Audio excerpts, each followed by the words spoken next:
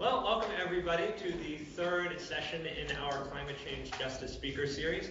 This today's series event is entitled Putting Climate Justice into Action. All right, so today we have two speakers, Belalia, the National Organizer for Peaceful Uprising, and Nadine Narindrankura, a Diné activist fighting to defend coal and impacted communities in the Black Mesa or Big Mountain region of northeastern Arizona. And so today, we're going to really tie in some things that we've been talking about the past few weeks, talking about the events or the discussion that we had the first week about environmental justice, climate change, with some of the actions that Cindy Wiesner was talking about last week as well. Both Henia and Nadine are active in organizations and active in bringing about climate justice and environmental justice to various communities throughout the country. And so we will speak with them today, again, each for about 20 minutes. Then we'll have question and answers for the last 15 to 20 minutes before they sign off and we have a discussion amongst ourselves. One little change for today, when we do have the question and answer, we would ask that you please come forward and sit in this chair of honor to ask the questions close to the speaker so that your voices don't come from just somewhere in the camera screen that we can't really recognize. All right, so Belalia, the National Organizer for Peaceful Uprising, has been working with this organization for several years. Peaceful Uprising is a nonprofit collective committed to action and to combat climate crisis and to build a just, healthy world. The Peaceful Uprising is dedicated to changing institutional and social status quo at the root of the climate crisis. Peaceful Uprising is also dedicated to defending a livable future through nonviolent action and to pushing the reality of climate change crisis into the forefront of our national attention. Henia herself started out in theater and saw it as a way of inspiring change, but she was later unsatisfied with that and wanted more direct action involved. And so she worked for Greenpeace in San Francisco for a couple of years, which is when she got involved with Peaceful Uprising. And she also, now she's the National Organizer for Peaceful Uprising, and she also writes for the website Waging Nonviolence, which is a news site dedicated to the analysis on struggles for peace and justice across the globe. Nadine Narindrankura is a Diné activist who is actively working, again, as I said, in the northeastern regions of Arizona. Diné is the ancestral term for the English word Navajo, the English Navajo Nation. And she's really working on questions of environmental justice in Diné, which is the ancestral homeland of the Diné people. And in this ancestral homeland, which is not necessarily geographically congruent with the current Navajo Nation reservation, there's been a history for the past approximately 100 years of resource extraction. But that resource extraction, particularly in the areas of water and energy, have not led to economic benefits for the Diné people at all. And not only that, not only have they not really received any of the economic benefits from that, they've also been subject to a lot of the harm from the environmental extraction process, both to their environments and to their bodies. So there's been a lot of organizing around the Diné Nation to start to address these issues, as there has been for several decades. In particular, the Diné activists during the month of January led a 255-mile march walk across the Diné homeland to raise awareness of the beauty of the homeland and to raise also awareness, in particular, of the desecration of that homeland by all of these extractive industries. So hopefully Nadine will talk to us a little bit about that, because it sounds like a really, really interesting march and way to generate interest and action among peoples in northeastern Arizona and other parts of the Four Corners area. So with that, we will start. So Henia, Belalia from Peaceful Uprising, the floor is yours for the next 20 minutes. So thank you very much. Great. Thank you for that introduction. And I hope y'all can hear me. And if you can't, just let me know. So my name is Henia. I'm a migrant. I'm French Algerian. And so I always like to start with my identity, because I think my identity has a lot to do with the kind of work that I do and how I choose to do that work. So the first thing I want to say is I'm a migrant. I'm not a refugee, which means I'm a settler on these lands.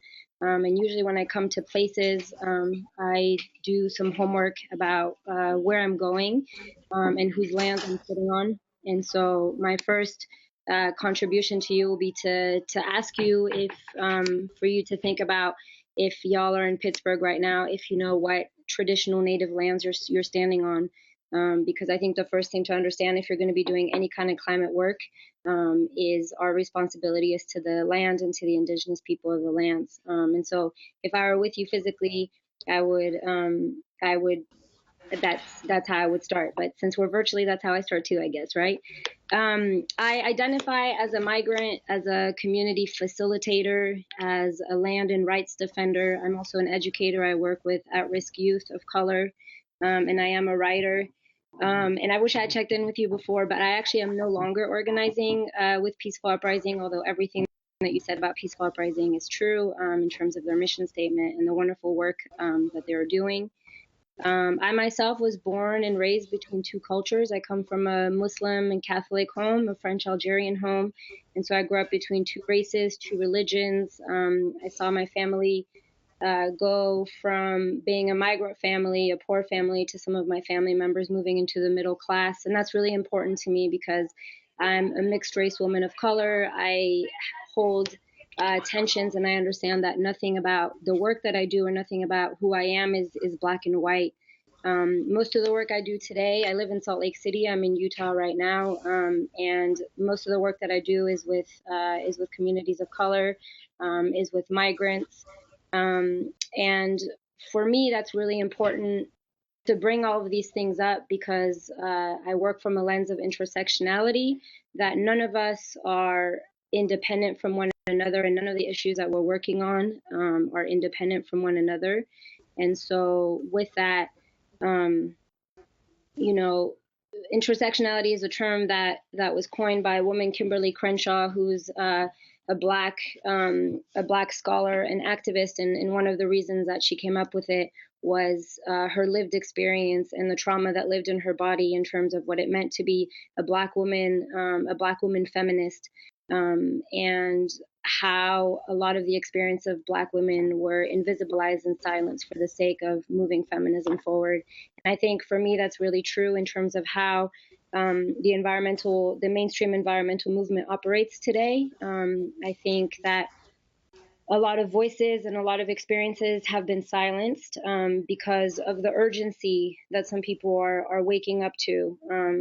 Because these crises have been urgent for a really long time, and environmental degradation and social degradation has been real for a really long time. And the fact that some people are now waking up to it because it's getting closer to their backyard or because it's more apparent in the news is also in a way invisibilizing and erasing experiences of communities and peoples who've survived and resisted for generations and are still here today.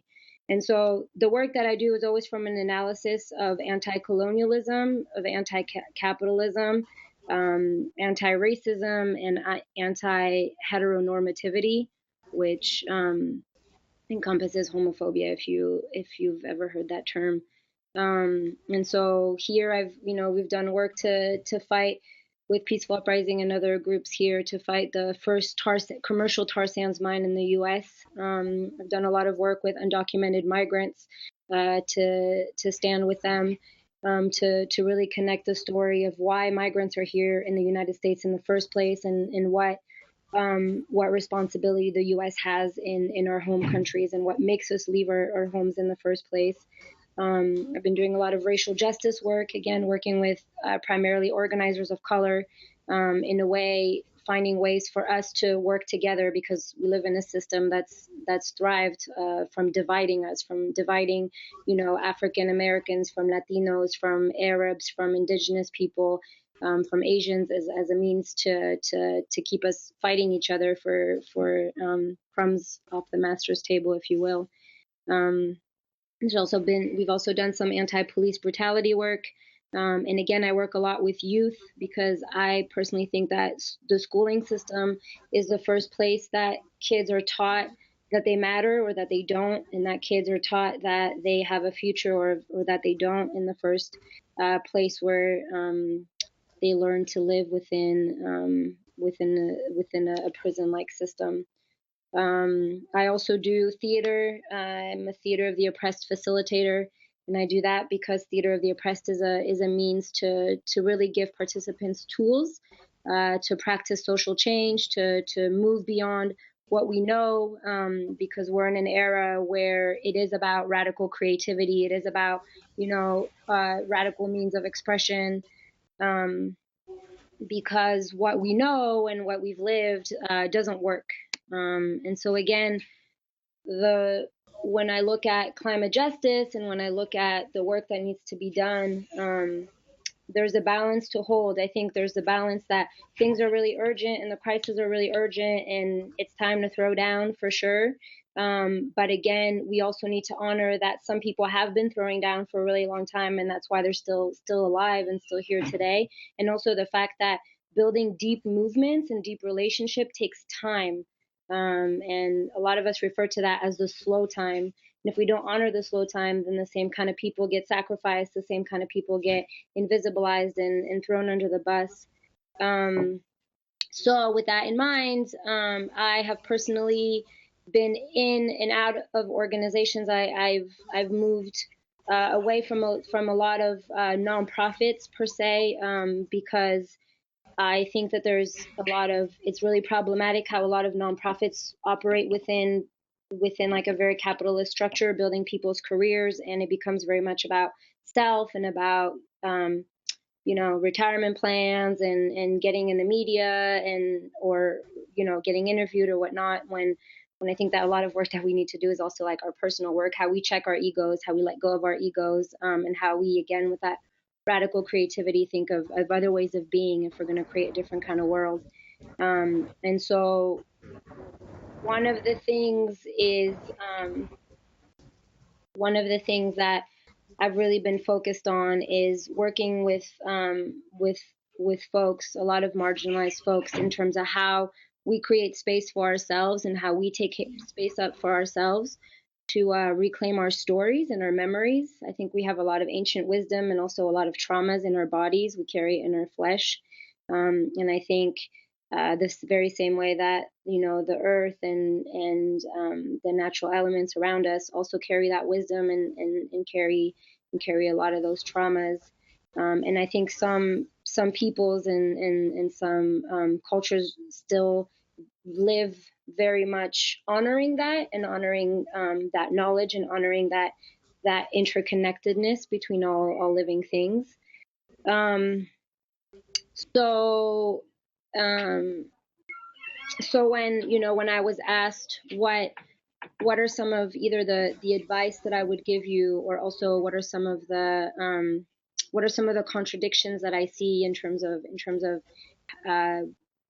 how sustainability has become, a buzzword, or sustainability has become like a priority, is for me a lot of ways that sustainability and policies are presented. It's a lot of greenwashing. It allows people to remain complacent. It allows people to not see beyond the system that we're currently living in, which doesn't work, because the system we live in needs some people to be on the bottom and some people to be on top. That's how capitalism works. And so I think it allows people to stay asleep in a way. I think it allows people to be okay or unwilling to dig deeper and realize that there's a system to overhaul, and that green capitalism and sustainability isn't the end goal. And so I think a lot in terms of that. I think again, you know, who to honor and who to look to for leadership. And I think again, if you're doing any kind of environmental work, any kind of climate justice work here in this country, then we need to look to the leadership of the people whose land we're on and the people who've been surviving. And so, you know, depending on where you're at, anywhere on this continent, that's going to be different nations. But also knowing that there are ways to do that it doesn't become either charity, because I don't believe in charity. I believe in solidarity, and solidarity takes time, like real time to build. And if not, it can fall into cultural appropriation. It can fall into tokenizing by bringing people into photo ops or having them make speeches or just, you know, be the spokesperson for the media, when really, you know, there's a lot of work to be done. There's education to be done. There's allyship to build, and recognizing the limits.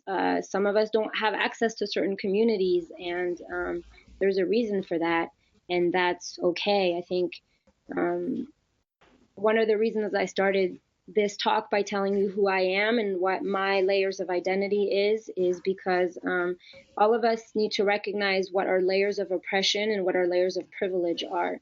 And so whether it be your legal status in this country, whether it be your race, whether it be your class status, whether it be your gender, there's so many layers, and there in some places we are, you know, disenfranchised, some of us, and in some places we're privileged. And so how do we learn to be responsible to that privilege? How do we learn to become allies to those who don't have privilege in ways that are respectful, and in ways that aren't tokenizing and consuming?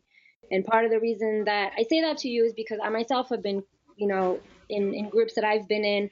A lot of the analysis that I bring forward is my lived experience. And so a lot of the things that come out of my gut becomes my analysis. And for others to get to take that analysis and run with it without understanding the kind of support that I may need is how we consume people. And so if you're going to be moving into organizing, and if you're going to be working with people who don't have some of the luxuries and some of the privileges that you have, then there are a lot of things to think about. You know, we got to think about how we're going to provide childcare for families, how we're going to provide transportation for families, how we're going to provide monetary support for people who have to miss work to come to our meetings, how are we going to feed people, and how are we going to do the very important emotional support. Because again, a lot of what comes up is through this work is for some of us, this isn't just we do this because we care or because one day we woke up and realized like, wow, climate change is a big thing and it's impacting us and the world is collapsing. It's like, no, we've seen it, you know, we've been living it. And so what does it mean to when all of that trauma arises, what does it mean for communities to learn to hold each other and move together through that? So I've very intentionally moved away from a lot of structured organizations and moved into, again, more of a role of being a facilitator and a trainer within communities, and not necessarily identifying with specific organizations, because that's what feels right for me, and because I feel like a lot of the times the nonprofits and the structures within which we exist are actually getting in the way of liberation, because they're giving voice and space to people who are not the people who are resisting and are not the people who are surviving. And I also very, very strongly believe that for deep social change to happen, it has to come from those on the front lines and those most impacted. So in terms of what, I'd be happy to talk with any of you further about the specific campaigns I've worked on, but I don't think that for me it's as important to share as like what I've learned through that and what how I choose to do the work today, because I think that one of the places we're at is that that a lot of the work isn't being done in the right way, isn't being done in the intentional way, because people have so many anxieties and fears about where we're heading and where we're at. And so I think it's a balance to hold. It's a balance to hold between that urgency and again, like throwing down when we need to, and also that really, really deep, slow time. And I've been really privileged to be accepted and welcomed into many communities that aren't my own communities, whether it be other migrants or indigenous communities. I have a lot of responsibility to that, to how I walk in and how I witness and how I do so in respectful ways, and how I trust and follow their leadership. And so again, I've moved in the last, I think we all move, and I think our analysis should build. But since my very, very first days at Greenpeace, which was back in 2009, which is like 6 years ago now, I've changed a lot in terms of how I do the work. And I definitely don't consider myself just an environmental or even a climate justice organizer. I think there are there's just so many pieces connected that it's hard for me to just identify as such. And so, my advice to you would be, there's a lot of personal work to do. There's a lot of spiritual work to do, mental, emotional, whatever, however you choose to look at that. Because again, a lot of our egos and a lot of the anxieties that we face about where the world is at is what's at the heart of this mess in the first place. The Zapatistas, who are indigenous people from down in Mexico, we say that they walk on asking questions. This is a continuous work that we have to do. And a lot of that needs to be slow and needs to be intentional. I think there's a lot of homework to do. So again, if any of you haven't done homework about where you're at, whose lands you're on, the people who've come before you, and the people who've resisted, and the communities and how they've done the work, then I really invite you and encourage you to do that, because that's where we got to start. We got to know the history of the places we're at. We can't just walk in assuming that we have an answer that other people haven't had before. I also don't use the term activist anymore, because a wise brother of mine told me, like, who are we to go into communities and activate people? Like, who are we to say that these people haven't been activated? And so that's a word that I stay away from. And again, we move, right? Like, we move and we change, and so the way we identify shifts over time. And also, how are you going to understand your own identity? How are you going to understand your own layers to help you develop your own analysis of how our systems are overlapping? How is capitalism deeply, deeply connected with patriarchy, deeply, deeply connected with classism and homophobia, and how are those things all living together? Because until we're able to understand that and dismantle it, we're not going to be able to actually find the solutions. Because again, my belief is that we're not just making a better, cleaner, or I should say, I'm sorry, we're not just doing a cleaner, greener version of what we got now. Like, we got to start over, and a lot of communities are already doing that. And a lot of communities have been honoring the systems within which we live, the natural cycles within which we live, and they're the ones we should be looking at. So yeah, I know I said a lot of things, and I don't know if this is the way that this is what you were expecting, or this is the way that you wanted this answered. But again, I think a lot of the work and a lot of the urgency and a lot of my views on sustainability and the way the movement is today have a lot to do with who I am in the world, and who I roll with, and the experiences I've had, and the experiences I've been privileged and honored enough to know about. So I feel really honored to be on a panel today with Nadine, because even though Nadine and I have never met, we have a lot of brothers and sisters in common, and I have a lot of respect for the work that Nadine does. And so I don't know if my 20 minutes are up, but I will transition. And thank you for listening. Thank you for being present in these conversations. And I'm excited to hear what Sister Nadine has to say. Well, thank you. Thank you very much, Henia. You responded greatly. Yes, we'll pass it on to Nadine if you'd like. The floor is yours for about 20 minutes or so. right. Can you guys hear me okay? Yes. Yeah? All right. Thank you for inviting me to speak on this panel.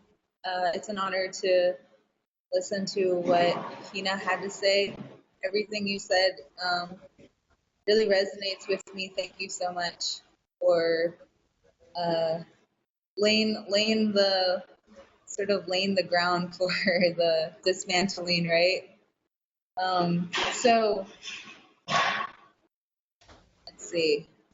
So my name is Nadine. I'm from Big Mountain, Arizona. It's a small, remote community. We're heavily impacted by coal mining out here. There's about 40 years of resource extraction that has specifically been happening in this region for about 40 years now.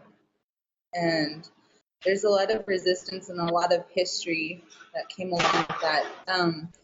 I sent the link out to some of you guys recommending the movie Broken Rainbow if you want an in-depth, I guess, assessment of the relocation policy that affected over 15,000 Navajos, 10,000 of which had to relocate.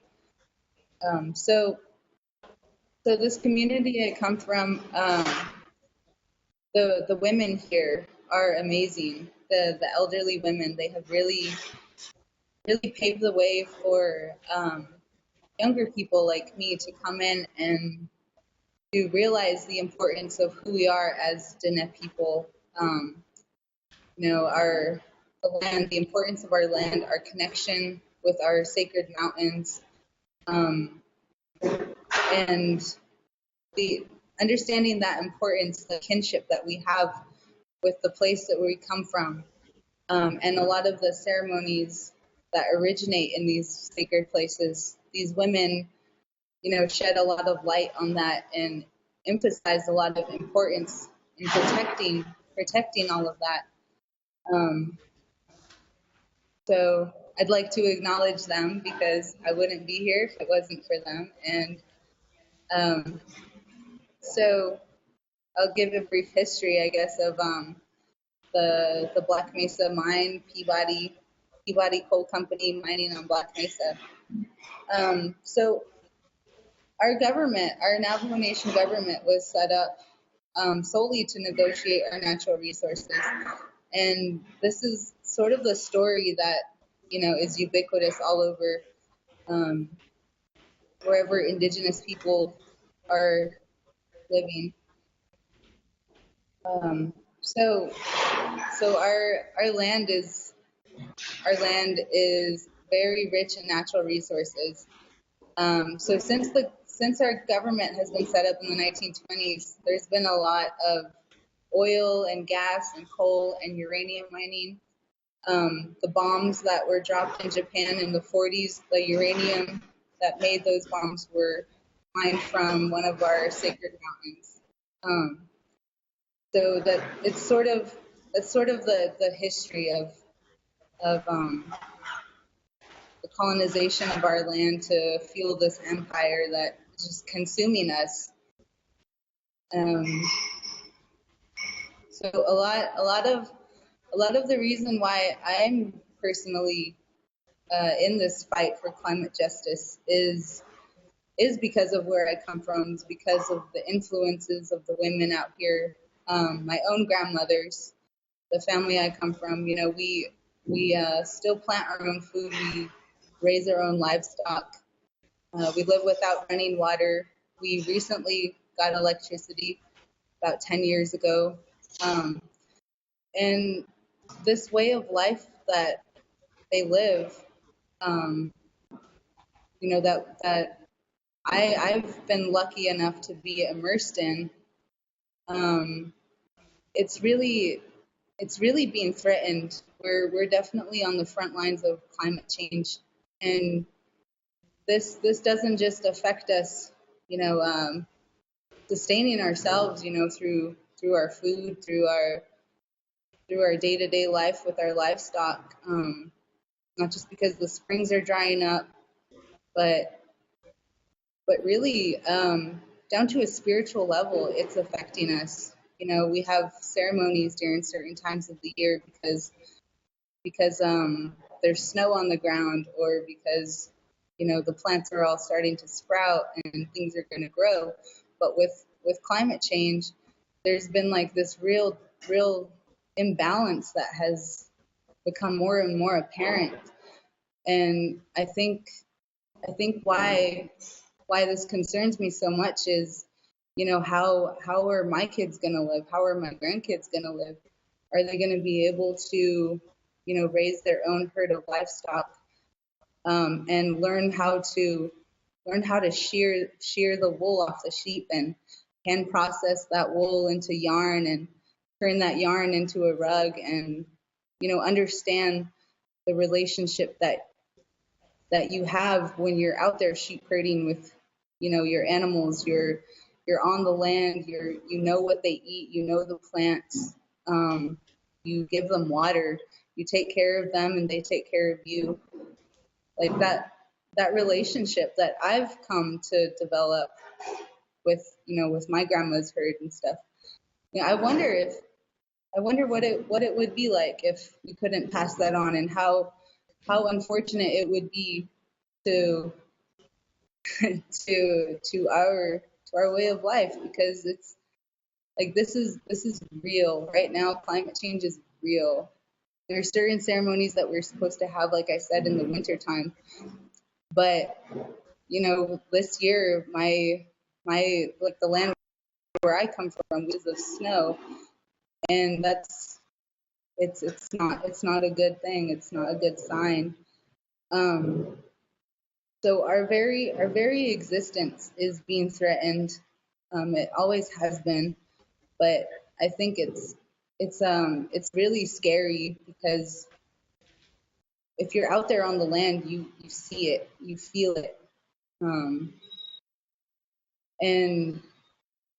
trying to process what it would be like if, you know, if your people, if your land is gonna continue to be cannibalized for this empire.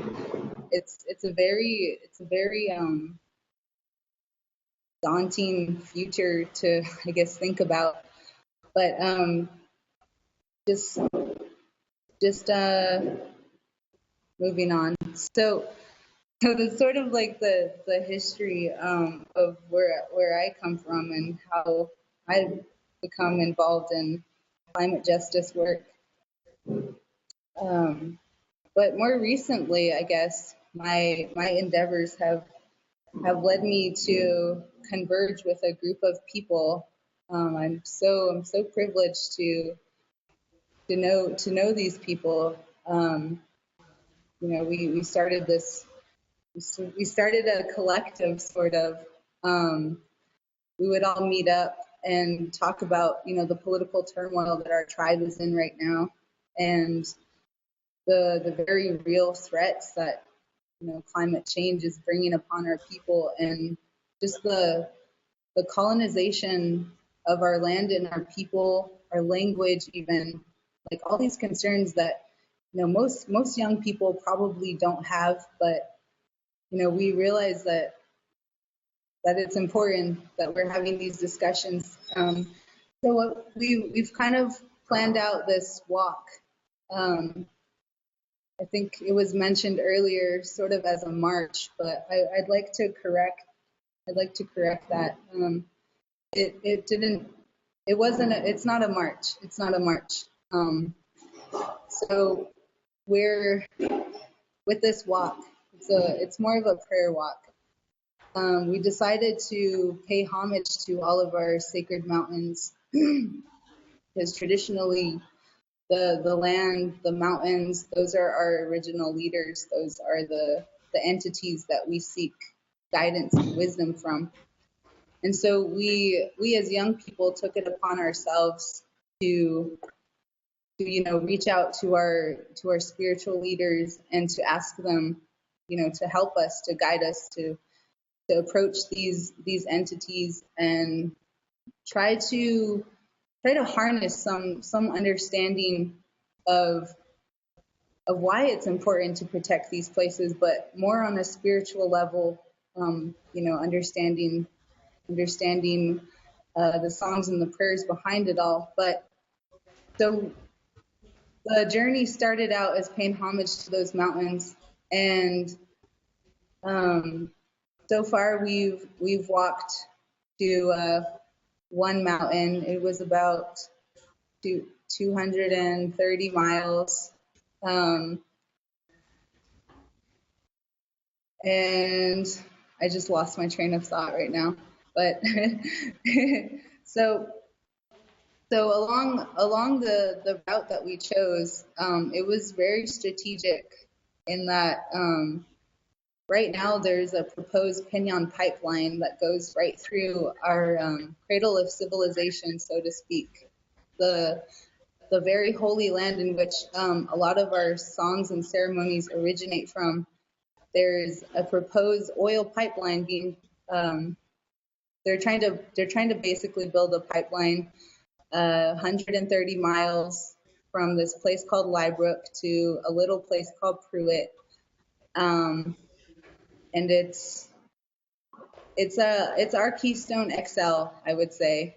It's it'll have very devastating effects not only to the spiritual significance of that land that it passes through, but also to the environment. I mean, the ecosystems out there are so beautiful. The land is amazing. So the route that we chose for this leg of the walk was aligned with the proposed route for that pipeline. And we met with different communities throughout our journey.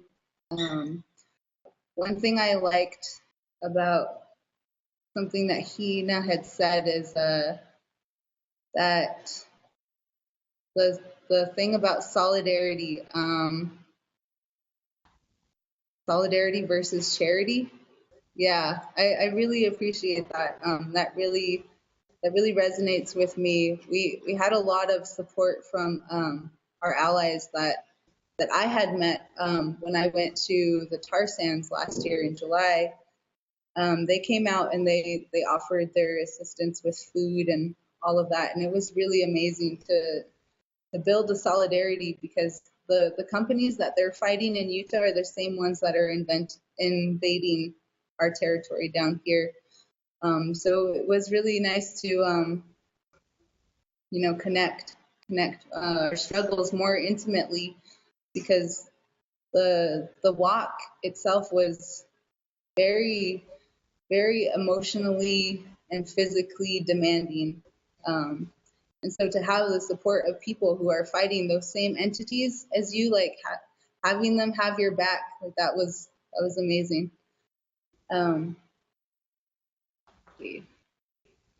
So I guess the vision that we have for our people, I would say would be to completely cut off this empire. Like there's no need to sacrifice ourselves to continue that cycle of abuse that we've just been put into since contact, since colonization began. And I really think the solution to climate change for us, doing the work within my community would be to reroot ourselves in who we are as people, being the stewards of the land again. Really urging our people to take a look at themselves, to take a look at their consumption and the role that they play. It's very sad, when people become complacent in their own destruction via economic development. It's really sad. But with this walk, there's about 3 more legs that we're going to do. Altogether, it's going to be over 1,000 miles. We're hoping to bring about more hope and change. this movement building that we're doing in all these communities. It's been really amazing because like we walk all day long and you know, come into a community, set up our things in their community center, and you know, have people come by and hear us out, and then be very supportive. I know our elders definitely appreciated a lot what we were doing, and to me that brings me hope, because I feel like I don't have a whole lot of hope all the time. Knowing that on some level, you know, people support what you're doing, especially if it's through, you know, them coming and just interacting and even praying for you. Just, I mean, it's been so amazing, and that's a huge part of why we're doing this, is to re-strengthen those connections that we have with one another through our relationships and our clan systems. It's a huge component of us being Diné people, is that, you know, we have relatives wherever we go. And so for us as young people, you know, implementing this mandatory clan sharing, like everywhere, you know, like relating or acknowledging people and talking to people the way you're related to them. It's been very empowering and very uplifting for us. Yeah.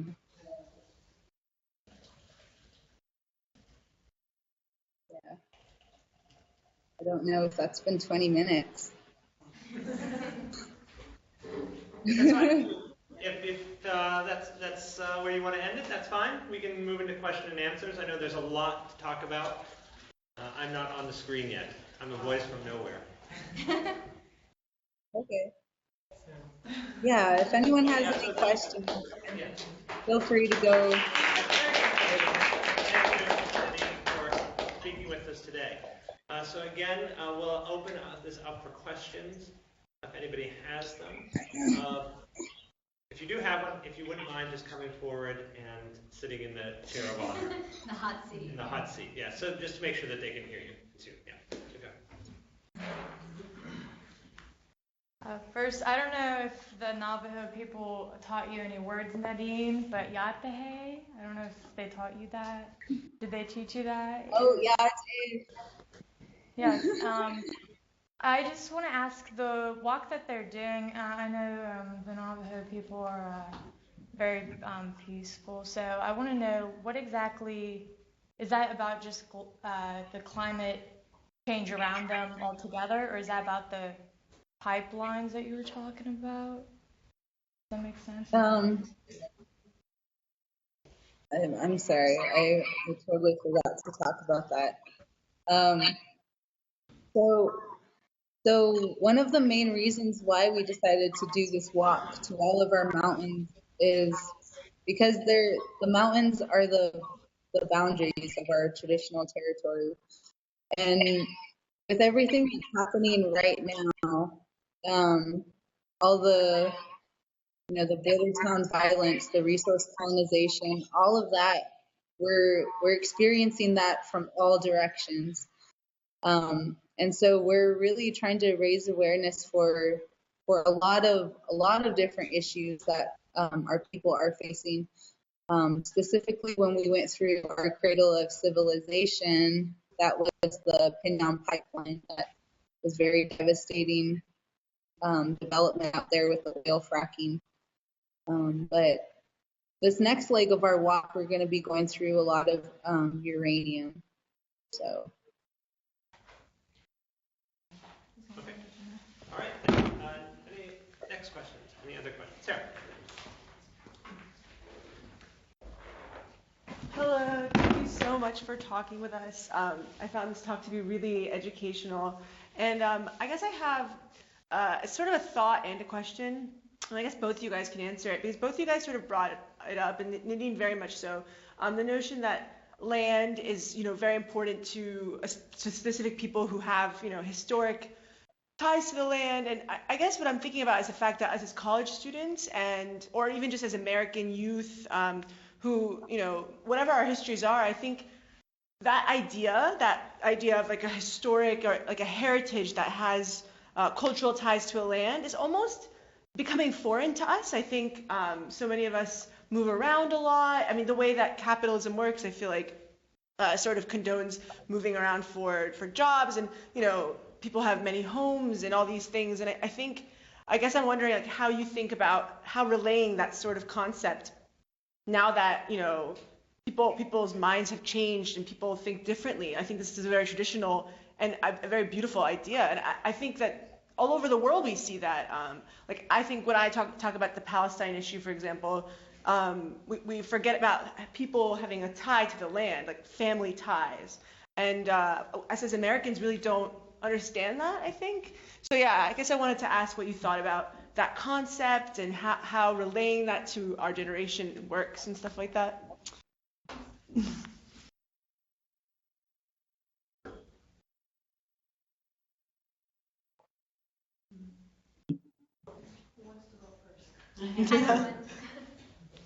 wants to? Yeah, so either of you, feel free to just go ahead. Go ahead, Nadine. I'll follow you. Well, I would say it's just the interconnectedness of just everything that perpetuates the reason why people are so disconnected from the land, and all of that would need to be critically assessed and then dismantled. The very reason why we're doing this walk is because capitalism, this way the empire is functioning, feeding off of indigenous people. It's trying to consume us as people. It's trying to end our very existence. And so I think those systems have to be challenged very critically in order for anyone to see beyond it, because it's consumed everything,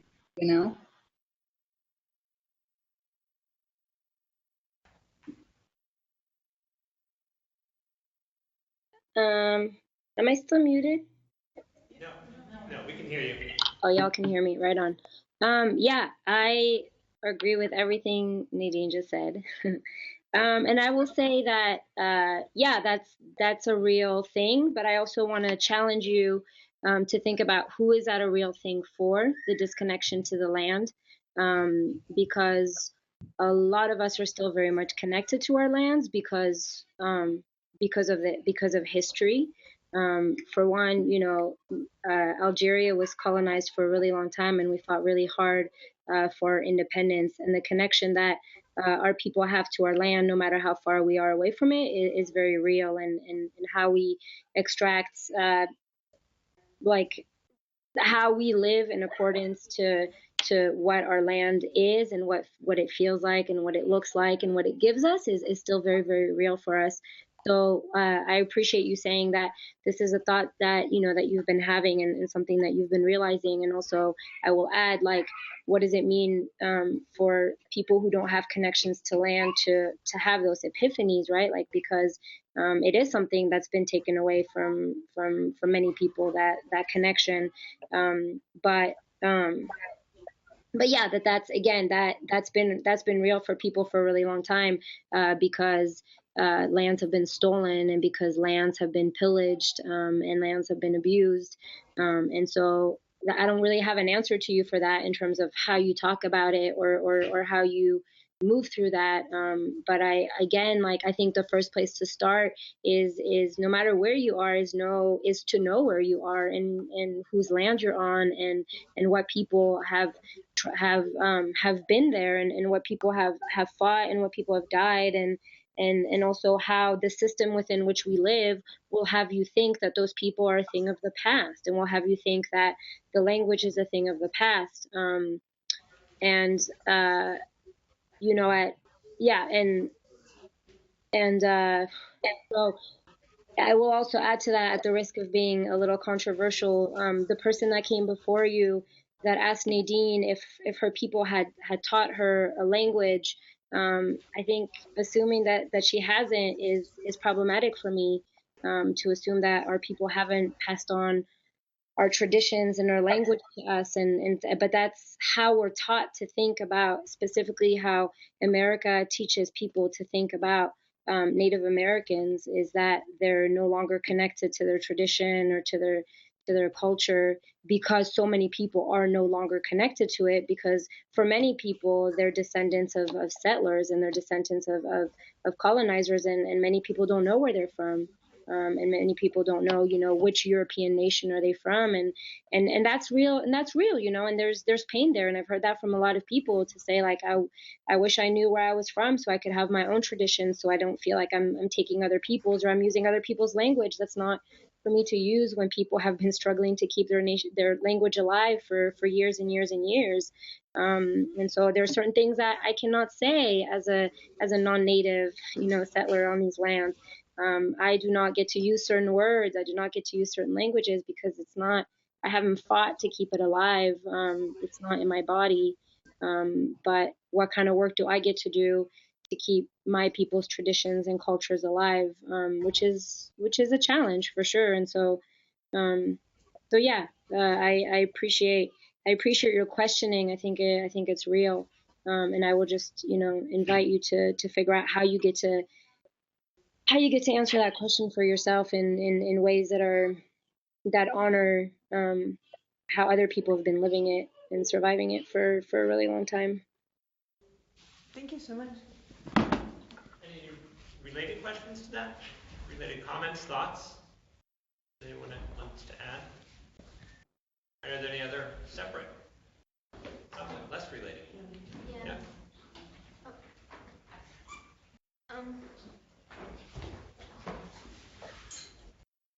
Hi, I'm Madhura. I have a comment for Henia. There's something you said that really kind of resonated with me about being an immigrant, and kind of, I just kind of lost my train of thought. Excuse me. But sorry, forgot my question. Excuse me. Yeah. Okay. Yeah. Are there anybody else have a question? I have a question that I can ask if. Yeah. Okay. I will. All right. I'll go down. Hello again. So my question for both of you is really your work as organizers, as people who want to see change in the communities in which you're living. How has, and yeah, you said specifically that you actively decided to get out of formal nonprofit work. And so how has both of your experiences working as kind of independent, committed, or individuals committed to these changes affected the types of change that you want to see? And what have been the benefits, and kind of what are the benefits of working independently of nonprofits and other organizations, and what are some of the downsides of working independently of larger organizations? You want to start, Nadine? Or you want me to go? Go ahead. Thanks. I'm like, wait, I don't know my answer to that. So I was like, you go. I mean, how is it? How has it influenced it? It's influenced it in a lot of ways. I think one of the ways a negative way that it's influenced it is that, when I was working, I was actually the director of Peaceful Uprising for a few years. And so I had a lot of access to things. I had a lot of access to the resources and networks. And part of it was just because, that I was with an organization, and I had a title within that organization. And so, since then, I've had to get a little bit more creative with accessing resources and And sometimes it can feel, when you're with an organization, your mission, where the organization is going. And when you start to work more with collectives of people or affinity groups of people, you kind of have to, it's harder to have that long term sometimes and feel like you're figuring it out along the way. So that's real. But I enjoy the way that I work now because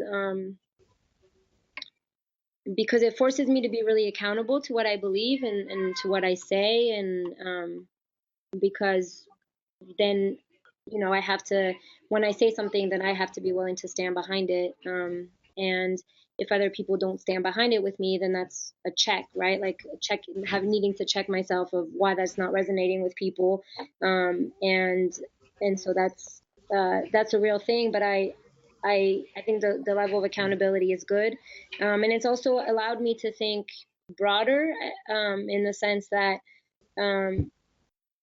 I think there's a lot of freedom that comes with being outside of the structure of funders and results for funders and campaigns, the way that they're laid out, to really think outside of the box and to really honor what communities are saying. Because I work with a lot of people who don't consider themselves, quote unquote organizers, or they just are doing things to protect their family that day. And so that's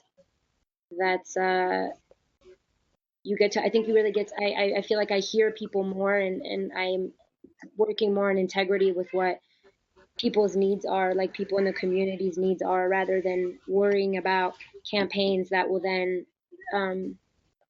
how funders and how supporters will respond to campaigns. So yeah, I think that's some of it.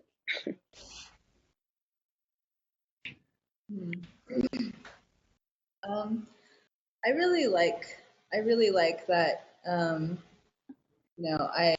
able to organize independently, and I just want to add that nonprofits really make things very complex, and I'm glad I don't have to really, deal with any of that.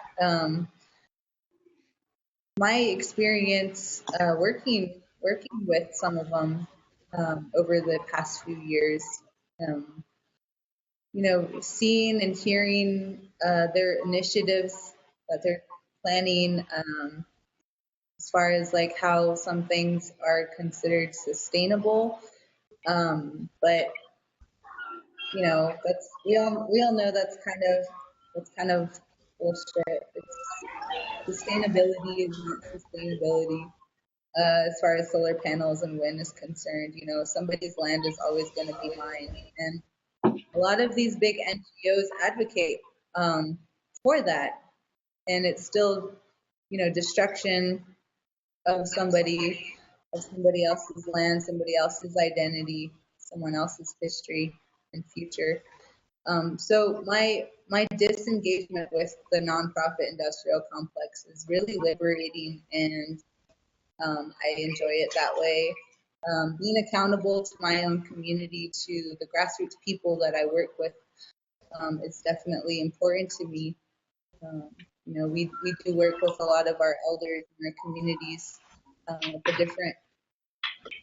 different places we all come from, to just try to understand the direction that we should be going, knowing the history of our people, and just a lot of nonprofits don't really dig that deep. They kind of go to funders, get money, and do stuff, and are not really where they say they are, or they're just tokenizing certain people. That happens a lot frequently, but I'm glad I'm not a part of that. That makes sense. We're just a bunch of res kids out here just trying to change things, and we don't want nonprofit money. It makes things difficult, and it's gross, dealing with money that just distorts everything. It clouds the vision of why you're doing what you need to be doing in the first place. But that being said, that's all. Okay, thank you. No, that's really interesting to hear that, because I think it's a side of nonprofit work that we don't really hear that often, or that individuals don't really hear that often, especially students who are thinking about where they want to go after, and what they want to do after they graduate. And I think it's really important to recognize that not everything is as wonderful as it might be made out to be. Right? Do you have? Where'd she go? Oh, Jackie, you have a question. Do you have yours? I remember mine, but Okay. No, yeah, you go. before I forget it again. Sorry. Sorry about my little lapse and yeah. What I wanted to say for Henia first is that one thing that I kind of related with you was that you didn't relate to the term activist anymore. And that was more because of my parents. I'm also an immigrant. My parents are immigrants. But because I was raised mostly here, so I see myself also as a settler. But my parents being raised in India, I think there's also kind of a generational gap for them. They don't necessarily view themselves as environmentalists or activists, but they were just culturally raised not to be wasteful and to be respectful of the land and to treat it with respect as they would get from it, because they were both raised in villages and farming communities. So the idea of me going into nonprofit environmental work really kind of upset them, because they found it not necessarily offensive, but almost somewhat arrogant of me, because they felt like you said, that how would you think that these people don't already know better than you, that you're telling them something that they don't already know. So in that sense, I appreciate what you're saying, but I don't know if that necessarily translates into industrialized communities like, say, Pittsburgh, but maybe in certain smaller communities within Pittsburgh that, like you were mentioning, that maybe need access. Like when we were working on sustainable development ideas for Pittsburgh, working on getting better transportation to certain in-need communities, so that these in-need communities could get access to their everyday work, so they get access to better after work care for their children, so they could get access to even daycare, or even social services for part-time or for part-time work, things like that. How do we translate that kind of natural instincts that maybe our previous generations had into what our current generation is trying to develop, because we weren't born with the natural instinct, being raised not necessarily in an agrarian society? Then that can be asked for either one of you, answered by either one of you, sorry.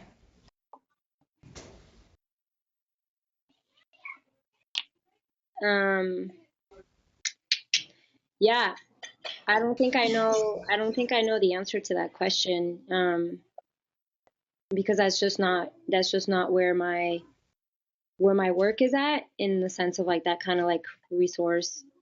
I guess no, I should say I don't know the answer to that question, because I don't know your community and I don't know like your particular experiences, and I hear what you're talking about, the generation gap, because I feel it too, within my family and within how they've resisted and how I'm resisting and where I'm living compared to where they were living, and many things, and I mean I really believe in slow time. I really believe in unpacking things in order to dismantle them, naming things and witnessing things in order to know how they function. And so, yeah, I think there's think there is that. I think there is a disconnect, and I think there's a growing gap between, you know, nonprofit and policy work and the frontline grassroots work that Nadine is talking about. And I don't know how that gap bridges outside of just taking time to unpack it and understand, you know, dig into like what those differences actually are. So yeah, I mean that's a really good question. I think you're right. There are a lot of instincts that we don't have anymore, and I think that's what capitalism has done to us. Is it messes with our instincts. It creates like a fast paced, always need to produce in order to prove ourselves. And I think a lot of that is like we got to dismantle these things within ourselves too, and be able to slow down and be able to like hear, like in your case, you know, your people have a lot. Your people have a lot of knowledge too to pass on to you. So yeah, I don't know if I'm answering the question. I'm sorry. No, definitely. I mean, like even when I travel back and forth to India quite often. So I mean, and my parents and their grandparents still own their farming communities. So there's still a lot of heritage, and they definitely encourage me to take on that heritage and pass it on. It's very important for them and for me to carry that on with me. But since I am not, you know, physically in that area, and translating that, you can't necessarily transport that feeling within yourself to people who don't have that actual connection to a particular heritage. But you want them to feel that. But in an industrialized society, how do we translate that? That was the only way to translate that in an industrial society. That was my only. I know it's not necessarily a easy question, but I was just curious on your thoughts. Nadine, if you wanted to.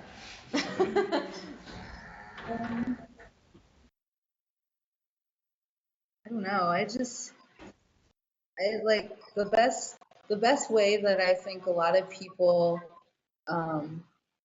begin to understand things or even like acknowledge something is if they see it being put into practice.